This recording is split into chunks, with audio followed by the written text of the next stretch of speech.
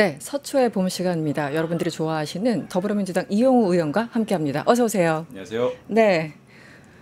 뭔가 다크서클이 보이는 것 같아요, 의원님. 괜찮으신 거죠? 요즘 현안들이 너무 많아가지고. 네, 심신이 지쳐 있습니다. 심신이 지쳐 있는 것 같아요. 저희가 한두 달 전에 이 자리에서 뵀었는데 그때에 비해서도 확 다크서클이 보이는 느낌. 일단 위로의 말씀 전합니다. 네.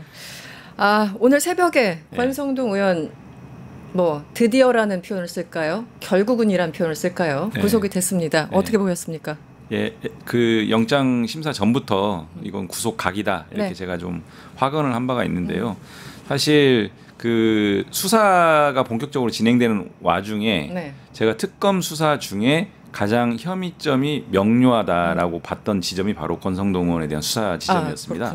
네. 그래서 일단 영장 청구는 그 1억 원 금품 수수와 관련해서만 한정해서 이제 영장 청구가 되고 발부가 됐는데 이것 말고도 혐의가 굉장히 많습니다. 많죠. 그리고 제일 중요한 영장 발부 사유는 저는 그 여러 가지 증거 인멸 어떤 그런 상황들 이런 것들이 이제 법원으로 하여금 이건 안 되겠다라는 확신을 준 것 같고요. 그 전에 그 본회의장에서 신상 발언을 하면서 여러 가지 막 그 이 뭐랄까 체포 그 관련해서 뭐 상관없다 이렇게 이제 호언장담을 했는데 저는 어떻게 보면은 법원으로 하여금 영장 발부를 좀 이렇게 주저하게 하는 헐리우드 액션이었다 이렇게 봤는데 뭐 법원이 정확하게 잘 판단한 것 같습니다. 어쨌든 본인의 그 발언 나는 끝까지 죄가 없다고 부인한 것과 그리고 여러 가지 정황들 그리고 윤영호 씨의 어떤 다이어리에 나온 그 내용들 이런 거 보면은 일단 다른 거 다 모르겠고 뭐 도망 우려 이런 것까지 아니고 증거 인멸이 가장 강력한 요인이었던 것 같습니다. 이번에. 실제 영장 청구서에는 보면은요. 그 범죄 혐의가 매우 중대하고 또 실제로 이제 재판 진행 과정에서 중형 선고가 예상되는 것을 고려해서 도망의 우려도 있다 이렇게 기재가 돼 있고요. 이제 증거인멸은 뭐 아시는 바와 같이 여러 가지 뭐 실제로 뭐 그 보좌진을 통해서 소통을 한다라 공범하고 소통한다라거나 뭐 휴대폰을 갖다가 이제 바꾸고 차명폰으로 뭐 사용을 한다라거나 이런 방식으로 증거인멸 혐의가 매우 농후했죠. 그게 결정적인 영장 발부 사유 같습니다. 네. 권성동 의원이 그 지금 구속된 건 그 자체로서도 의미가 있지만 또 옆에 떨고 있는 다른 의원들도 좀 있을 것 같습니다. 과연 지금 윤석열 3년 동안 저렇게 무엇인가 좀 검은 거래가 있었던 사람이 권성동 한 명일 뿐인가? 소위 말하는 윤핵관이라는 사람들, 온갖 권력을 향유했던 사람들은 무사할 것인가? 이런 생각도 좀 드는데 이 부분은 어떻게 보십니까? 이제 첫 그 테이프를 끄는 것 같고요. 말씀하신 것처럼 국민의힘 의원들이 윤석열 정부 3년 동안 어떤 일들을 벌였는지 감히 상상할 수 없는 그런 상황들도 이제 밝혀질 수 있을 거라 생각을 하고요. 지금 저희가 윤 정부 기간 동안에 계속 그 주장했던 내용 중에 하나가 V제로가 따로 있다라고 했는데 그게 사실 제기했던 문제들이 다 이제 혐의점들이 확인되고 있지 않습니까? 김건희의 여러 가지 관여 사항들 거의 진짜 국정을 둘이 공동으로 좀 그 국정 운영을 했다라거나 좀 심지어는 더 주도적으로 했다거나 이런 혐의들이 이제 밝혀지고 있거든요. 그렇다라고 하면은 국민의힘 내부에서도 또 무슨 일들이 벌어졌는지 정말 감히 상상하기 어려운 어떤 일들도 확인될 수 있지 않을까 싶고 권성동 의원이 이렇게 호언장담했지만 구속이 됐습니다. 여러 가지 혐의점들이 이제 밝혀지고 있는 의원들이라든지 국민의힘 정치권에서도 부인으로 일관하고 있지만 아마 또 다른 어떤 진상들이 밝혀질 수 있겠다 이런 생각 듭니다. 공동정부 이상이었죠. 뭐 5대5로 나누기를 했다고 뭐 명태균 씨 등등 얘기를 했던 것 같은데 거의 김건희가 9 정도 가져가지 않았을까 생각이 주도적인 역할을 내피셜입니다. 그런 생각이 듭니다. 한학자 총재 얘기를 안 할 수 없습니다. 계속 최소한 3차례 특검의 어떤 소환 거부하다가 이제 갑자기 막 아프시고 편찮으시고 입원하시고 하시다가 오늘 출석한다는 거 아니겠습니까? 앞서서도 질문을 좀 드렸습니다만 결국은 권성동의 어떤 그 상황을 좀 보고 그 이후에 나가겠다라고 변호인들로부터 조력을 받은 것으로 저희들이 해석하면 될까요? 일단 레파토리가 너무 비슷하고요. 그러니까 이 통일교 총재까지는 좋은데 아무튼 이런 국가의 어떤 사법기관에서 또 수사기관에서 이렇게 요구하는 부분들에 대해서는 성실하게 응하는 게 기본적인 자세인 것 같은데 가장 후진 방식으로 속된 말로 네. 이렇게 좀 대응을 하는 것 자체가 네. 매우 유감스럽고요. 지금 한학자 총재가 받고 있는 혐의도 매우 중대하지 않습니까? 그렇습니다. 그리고 네. 심지어 금품을 수수했다는 권성동 의원의 혐의점이 어느 정도 소명이 돼서 네. 구속까지 된 마당이기 때문에 이런 상황 하에서는 오히려 이렇게 회피하고 네. 이렇게 뭐 하는 모양새가 아니라 더 적극적으로 나서서 할 말이 있으면 네. 수사기관에서 정확하게 하고 변론하면 되는데 이렇게 보면 좀 이해하기 어려운 변명으로 이렇게 하는 것은 이해 안 되고요. 특검은 이번 기왕이 이렇게까지 온 부분이기 때문에 네. 저는 체포영장 발부까지도 청구까지도 좀 고려를 해서 네. 신속하고 엄중하게 수사를 해야 된다 이렇게 생각을 하고 있습니다. 네. 일단 하나씩 문제 오늘 나온다고 얘기했으니까 조금 이따 시간 좀 봐야 될 것 같은데요. 사실은 말씀하신 것처럼 이제 드러난 거 1억이잖아요. 네. 고작이란 표현을 쓸게요. 고작 네. 1억. 네. 그리고 그 이후에 한 2, 3월인가 가서 이제 큰 절 2번인가 1번인가 하고 네. 쇼핑백 양 옆으로 네. 그 안에 뭔가 담겨 있었겠죠. 네. 뭐 넥타이가 담겨 있진 않았을 것 같은데 네. 이 부분은 사실 이제 이 뇌물이라는 게 어려운 게 뭐 변호사 출신이고 하지만 네. 이게 딱 정확하게 증거가 있어야지만 되는 거잖아요. 네. 양쪽 다 거짓말하면 그냥 끝나는 거라서 네. 그 쇼핑백까지 어떻게 수사가 잘 될까요? 어떻게 보세요? 저는 그 영장 청구할 때 보면은 네. 그런 일련의 혐의점들이 혐의점. 나열이 돼 있고요. 그러니까 구속영장 그 발부 청구는 이 1억 원 수수를 중심으로 하지만 네.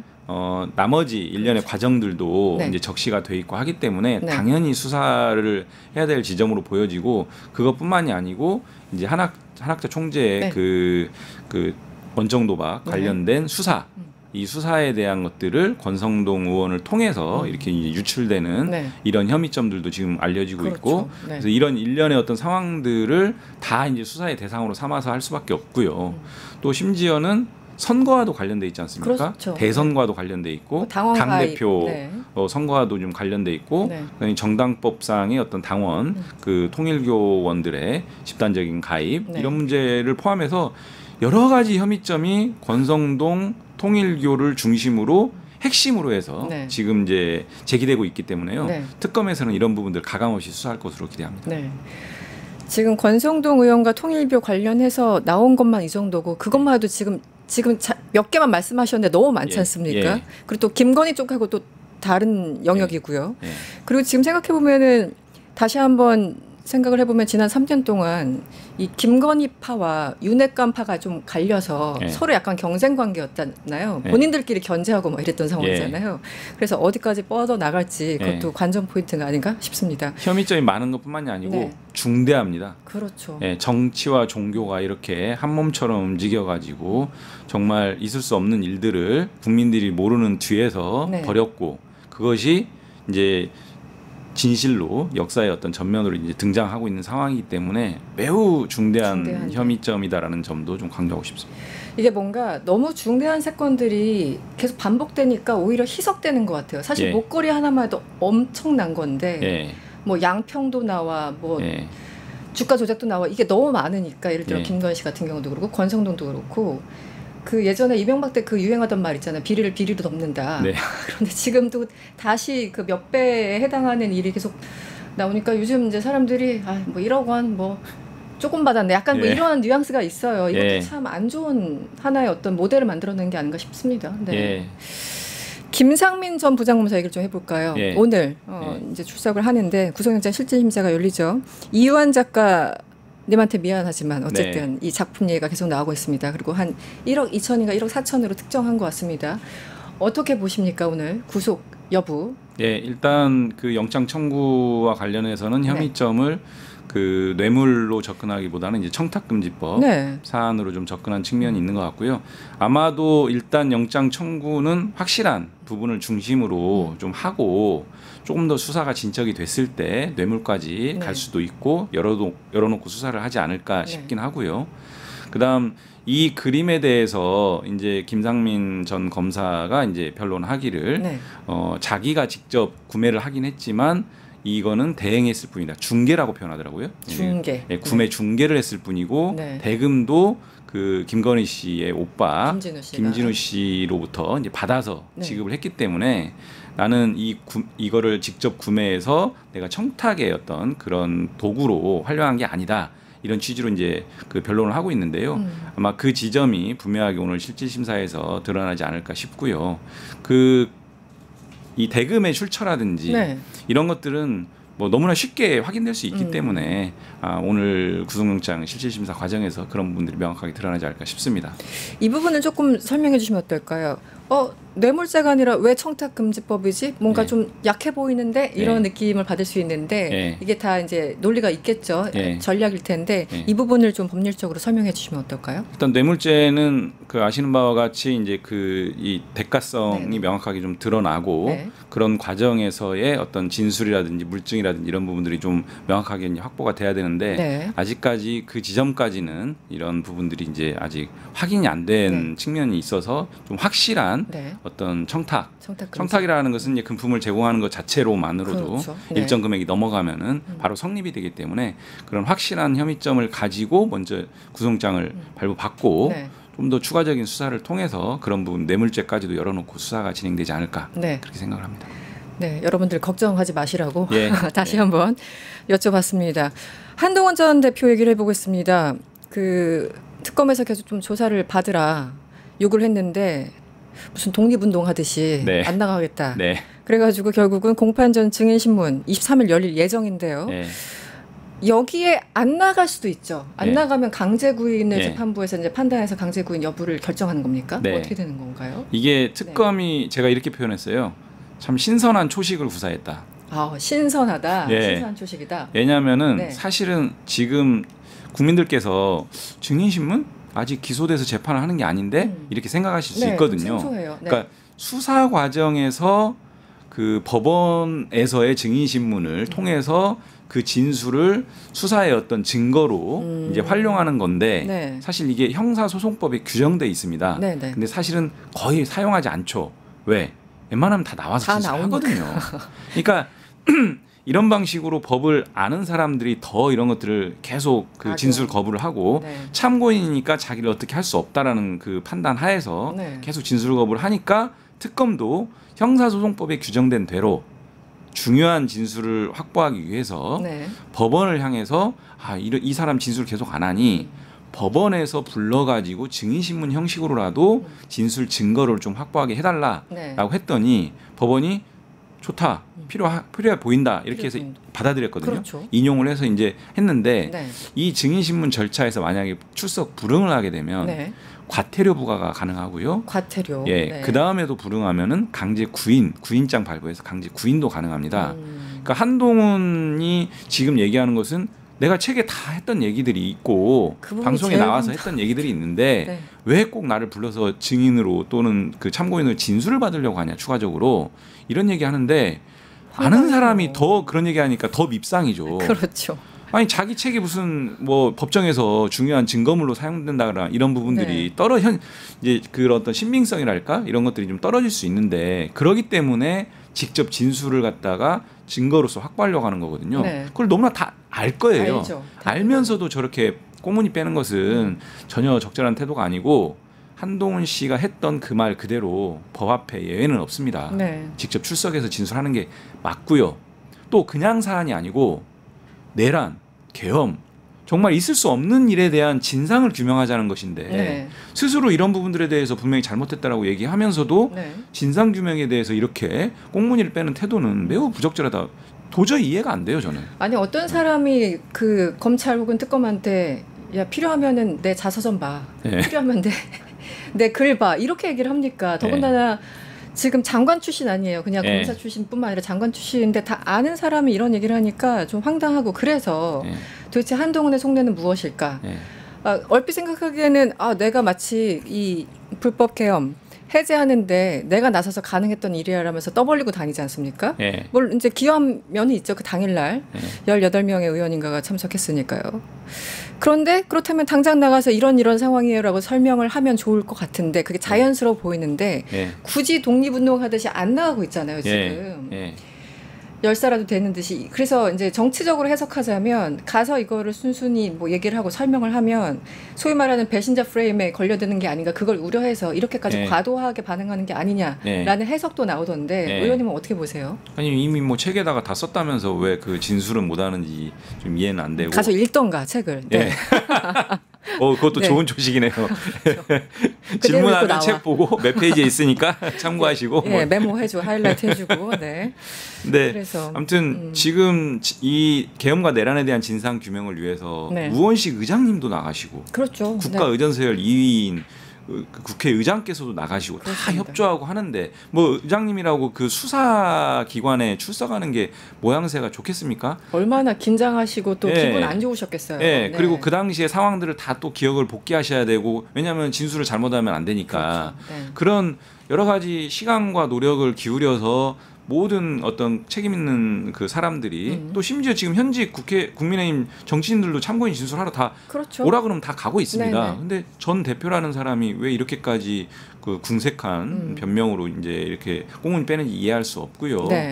어떻게 보면은 이 진술이 굉장히 또 필요하고 중요한 게 당시의 당 대표였습니다. 네, 그렇죠. 지금 중요한 혐의점 중에 하나가 추경호 원내대표의 계엄 해제 의결 방해 혐의. 그렇죠. 네. 이 부분에 있어서 핵심적인 게 의총 장소를 매번 변경하고 4차례 변경하거든요. 네네. 마지막 의총 장소 공지한 게 바로 당사였습니다.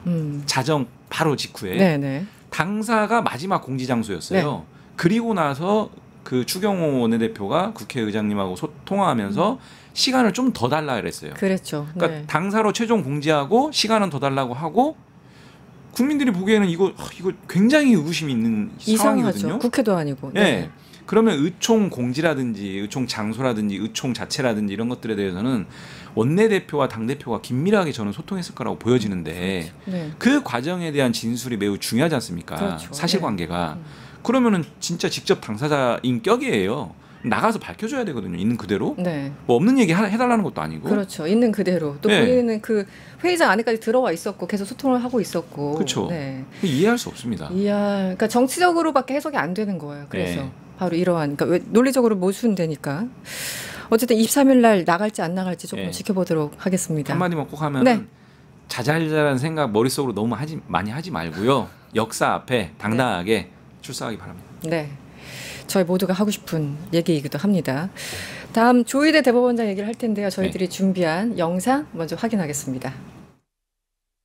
조기현의 윤석열을 구속 취소시켰을 때 이재명 대선 후보를 교체하려고 했던 시기, 그리고 대선 결과가 나왔을 때 조희대는 사퇴를 했었어야 맞죠. 지금도 마지막 저는 시기라고 생각합니다. 이번에 사퇴 안 하면은 그럼 탄핵입니까? 저는 뭐 탄핵이라는 건 항상 최종적이고 최후적인 수단이기 때문에 정청래 대표의 말한 것처럼 대상임은 명백하고요. 헌법이 보장한 삼권 분립을 정면으로 부정하는 폭거이자 법원을 인민재판소로 전락시키려는 반민주적 발상입니다. 집권 여당 대표와 법사위원장이 대법원장의 거취를 공개적으로 압박을 하고 탄핵 운운까지 하는 모습은 민주주의 헌정 아래에서는 상상조차 하기 어려운 일입니다. 야당 시절 31차례나 줄 탄핵으로 국정을 마비시키더니 다시 연쇄 탄핵 본능을 되살린 거 아닌지 걱정됩니다. 아마 의원님도 뭐 뉴스를 보셨을 것 같은데 어제 법원노조에서 성명을 발표했지 않습니까? 그래서 조희대 대법원장이 결자 해지하길 바란다 라고 얘기를 했고, 파기환송 언급했고 직위원 언급했습니다. 이 모든 게 불신의 시작이었다고 법원 노조에서 얘기한 거예요. 정치권 아니고.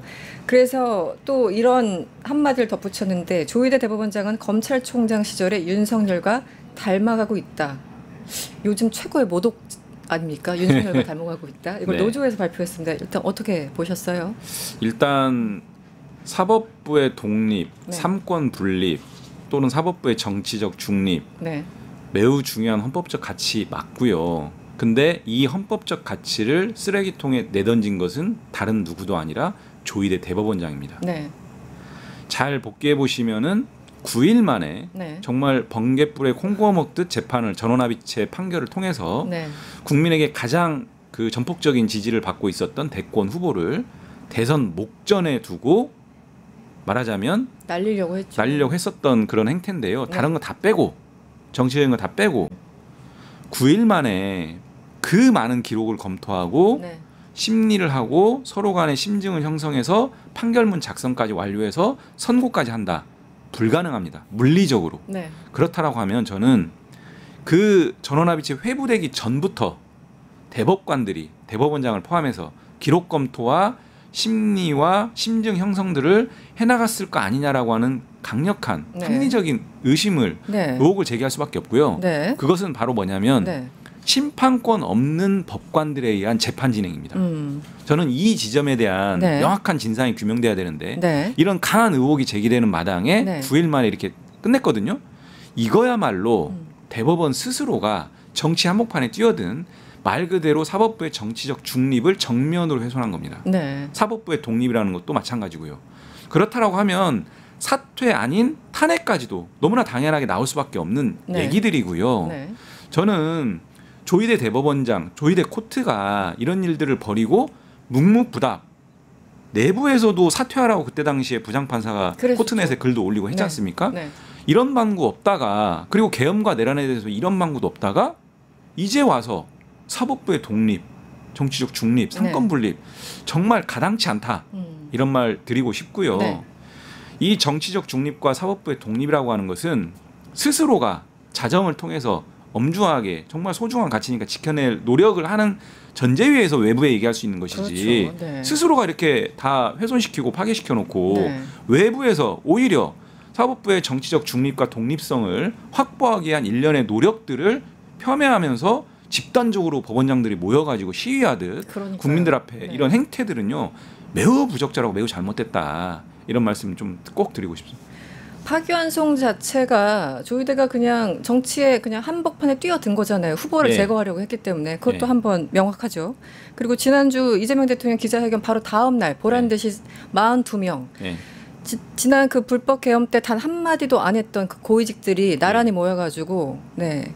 양복 입고 예. 네, 아주 근엄한 표정으로 회의를 예. 하는데 황당하죠. 예. 신뢰와 어떤 존경이 있어야지만 사법부의 어떤 신뢰가 계속 지속될 수 있는데 지금 그런 모습을 보여주지 않고 있는 가운데 어제 이 국회 대정부질문에서 부승찬 의원이 이 의혹을 제기했습니다. 사실 이제 여러 보도를 통해서 나왔습니다만 예.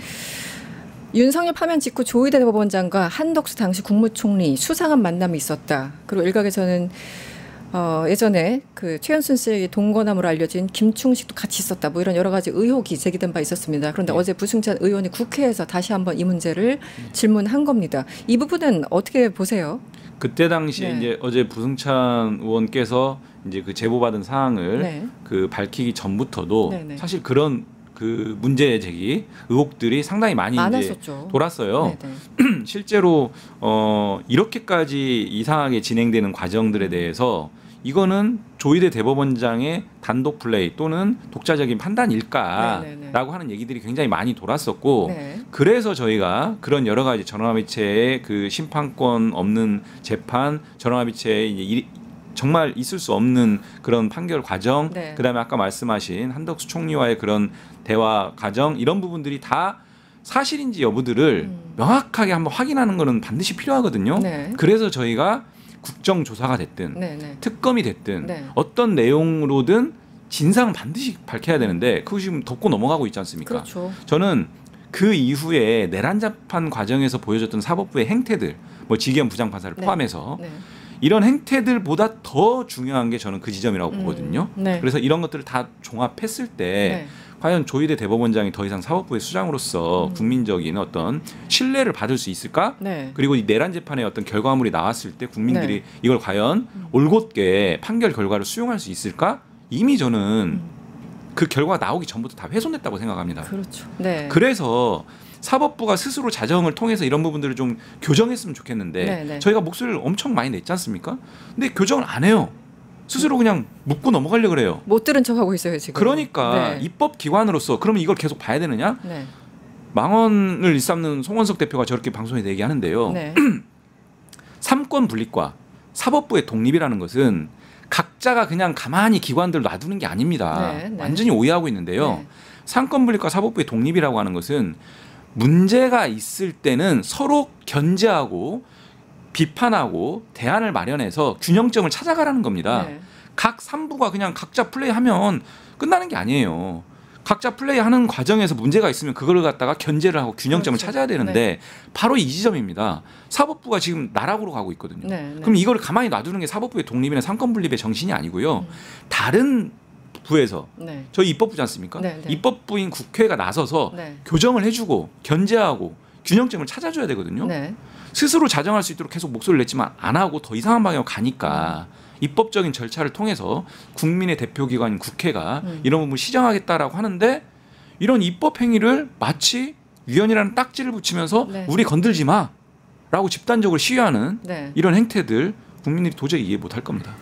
사법부의 독립이 무슨 천부 인권설도 아니고 네. 본인들만 다른 섬에 살고 계신 듯 하는데 모든 주권 국민으로부터 나오는데 왜 그 간단한 사실을 인지하지 못하시는지. 네. 근데 저는 요즘 상황 보면서 좀 흥미로운 게 네. 사실은 국회의원들이 이게 이 사법부에 대해서 뭐 이렇게 정면으로 비난하고 비판하고 이런 거 네. 조금 깨름직하고 그래서 예전에 많은 의원들이 이렇게 자제해 왔었거든요. 네. 왜냐면은 정치인들은 항상 또 언제 네. 검찰 수사를 받을 수도 있고 언제든지 사법부 앞에 갈 수도 있기 때문에 네. 저 뭐 한참 전 얘기지만 예전에 이제 출입할 때도 보면 의원들이 사법부 비판하는 거 조금 부담스러워 이렇게 네. 얘기하시는 분들이 네. 있었어요. 네. 그게 달라지지 않았을 거라고 저는 생각을 합니다. 네. 그럼에도 불구하고 이번에는 굉장히 전격적이라는 생각이 들고 네. 전면적이라는 생각이 들거든요. 이거 어떻게 해석해야 될까요? 갑자기 의원님들이 용감해지신 건가요? 그런 건 아니고요. 그러니까 네. 전면적으로 이제 이렇게 분출되는 것은 이제 지금 상황은 맞는 것 같은데 전격적이라기보다는 계속적으로 저희가 요구를 했습니다. 네. 내부적으로 자정할 수 있도록. 네, 네. 예를 들면 지기현 부장판사의 룸살 의혹 제기됐을 때만 해도 즉각적으로 조치해야 된다라고 했지만 네. 사법부에서 법원행정처 윤리감사관실에서 이 부분들을 살펴보고 진상을 밝히겠다. 그에 따른 합당한 조치를 하겠다라고 했는데 고구마가 돼버렸어요. 제가 만약에 윤리감사관이라면은 네. 일주일이면 끝납니다, 조사. 일주일이면. 그렇죠. 근데 지금 몇 네. 개월 지났는데 지금 뭐 끌어안고 있는 거예요. 네, 네. 사법부 스스로 저러고 있다니까요. 네. 그런 일련의 과정에 대해서 저희가 계속 지적하고 문제 제기했는데 안 바뀌잖아요. 그러면 그 다음 절차로서 입법부가 할 수 있는 일들을 하고 있는 거고요. 해야죠. 네. 대통령, 국회의원, 사법부 네. 이게 좀 뭐랄까 편하게 말씀드리면 대통령은 네. 5천만 국민의 어떤 그 지지를 받고 네. 투표를 통해서 당선된 국회의원은 또 300명이지 않습니까? 또 그 지역구의 국민들의 어떤 지지를 받고 네. 국민의 대표로서 선출된. 그렇죠. 그래서 선출의 무게라고 하는 것이 대통령과 국회의원도 조금 다르지 않습니까? 어떻게 네. 보면은 그런 것처럼 근데 사법부는요 직접 국민들로부터 선출된 권력이 아니에요. 그렇기 때문에 뭐 선출된 권력과 그 임명된 권력 사이에 뭐 이러저런 갑론을박이 있긴 네. 하지만 분명히 차이가 있는 건 맞습니다. 네. 민주적 정당성과 국민의 대표성에 있어서 분명히 다른 지점이 있고 그것을 떠나서라도 아까 말씀드린 견제와 균형을 당연히 기해야 되기 때문에 네. 입법부는 입법부로서 할 일을 지금 일을. 하고 있는 것이지 사법부의 독립을 훼손하거나 네. 정치적 중립을 훼손하는 네. 그런 조치가 아니다. 네. 스스로 자초했다 이렇게 말씀드립니다. 네. 그러니까 더 이상 이제 약간 레드라인까지 간 것 같아요. 더 이상 참을 수 없다. 그래서 입법부가 네. 이렇게 전면적으로 나서고 있는 게 아닌가라는 생각을 잠시 해봤습니다. 시간이 많지 않지만 짧게 이것 좀 여쭤볼게요. 그 나경원 패스트트랙 실형 구형 2년 구형을 했죠. 예. 일단 구형을 한 겁니다. 예.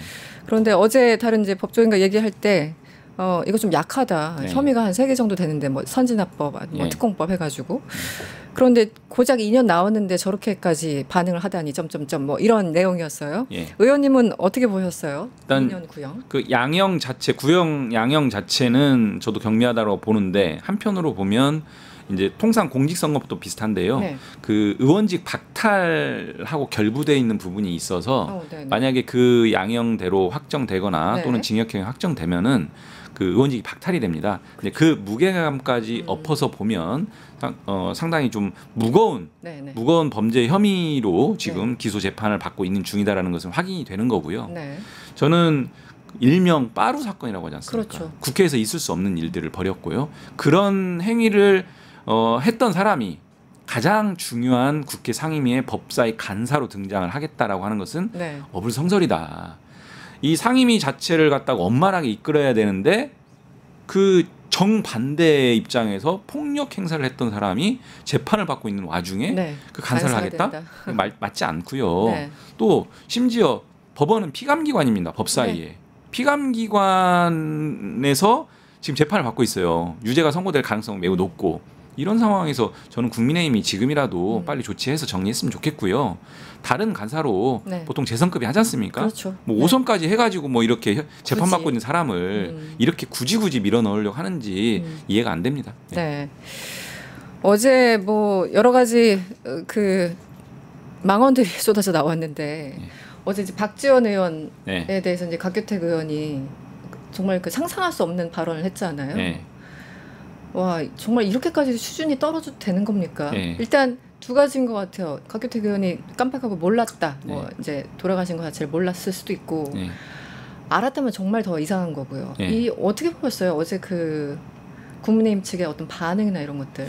그 아까 제가 송원석 원내대표 망언에 네. 이어서 곽규택 의원의 망언 2 이렇게 봤고요. 네. 송원석 원내대표한테 사퇴를 촉구하고 있습니다. 네네. 지금 징계안도 제출했고요. 저는 송원석 원내대표는 사퇴로 끝나는 게 아니고 정치 영역에서 퇴출돼야 된다 이렇게 생각을 합니다. 네. 그런 인식을 가진 사람이 그건 속내가 다 드러난 거거든요. 그렇죠. 아주 솔직하게. 네네. 그런 인사들은 정치 영역에 있으면 안 되고 국민들한테 혐오만 조장하는 거고요. 곽규택 의원도 저도 똑같다고 생각합니다. 네. 저는 끝나고 나서 곽규택 의원이 박지원 의원님한테 직접 찾아가서 죄송하다, 송구하다, 몰랐다 이렇게 얘기를 했다라고 알려지고 있는데요. 네네. 그날 방송을 잘 보시면은 그 발언을 하고 박지원 의원님이 네. 돌아가셨다고 얘기하니까 그렇죠. 그렇죠라고 호응을 네, 합니다. 네, 네, 맞아요. 곽규택 의원이. 들었습니다. 그렇죠. 네, 네. 저는 과연 몰랐을까? 호응을 했거든요. 네.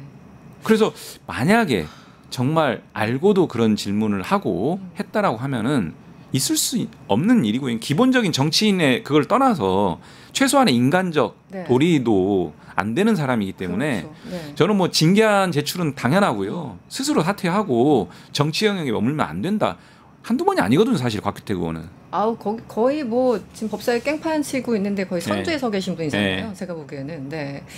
아 그런데 그렇죠라는 그 워딩을 저 들으면서 네. 저 사람이 몰랐을까 알았을까 이제 처음에 들을 때 그 느낌은 있었는데 모르고 실수했다고 한다면 그래서 네. 얼버무리라고 이제 말을 했어야 되는 상황이라고 하더라도 그럼 아 제가 실수했습니다 죄송합니다 하고 넘어가면 네. 됐을 텐데 네. 그렇죠라는 그 상황에 맞지 않는 얘기를 한 거예요. 그래서 네. 도대체 저 사람이 어떻게 국민을 대표해서 정치를 한다라는 건지 저런 인식 수준이 네. 좀 충격을 받았습니다. 사실은. 네. 네. 박지원님이 그래도 그냥 점잖게 네. 넘어가셨고 예. 다른 사람 같았으면 아주 네. 난리가 났을 건데 박지원 의원님이 잘 참으신 것 같아요. 맞아요. 옆에 네. 그 우리 법사위 동료 의원들께서 강하게 문제 제기를 그랬죠. 했고 네네. 그와 관련해서 곽규택 의원이 참 이렇게 반복되고 있거든요. 사실. 그렇죠. 네. 그리고 이런 얘기 계속 하고 싶진 않은데 대정부 질문도 엊그제 이제 했어요. 그렇죠. 곽 의원께서 네네. 하면서도 총리 상대로 계속 좀 제가 본회의장에서 계속 듣고 있으면 네. 그냥 질문하고 답변 듣고 질문하고 답변 듣고 하면 되는데 네. 좀 뭐랄까요, 그냥 비아냥거리는 어떤 그런 태도들로 좀 이렇게 질문들을 이어가는 게 네. 저도 굉장히 듣기가 불편했거든요. 근데 아마 그런 일련의 과정들 속에서 이런 발언들이 계속 반복되는 것 같습니다. 본심이 이렇게 순간순간 드러나게 되나 봅니다. 네. 예, 송원석도 마찬가지고 곽규택도 마찬가지고. 네, 알겠습니다. 서초의 봄이었고요. 더불어민주당 이용우 의원님과 함께했습니다. 오늘 고맙습니다. 네, 고맙습니다. 유튜브 구독하고 실시간 채팅과 댓글을 남기시면 매일매일 7,000TTCO를 드립니다. 참여 방법은 통통물 어플을 다운로드하고 회원가입과 로그인을 해주세요. 마이페이지에서 나의 회원 고유 번호를 복사해주세요. 유튜브 구독 후 실시간 채팅이나 댓글창에 고유 번호를 한 번만 입력하면 준비 끝! 지금 유튜브 채팅과 댓글 쓰기 참여하고 7,000TTCO 받아가세요.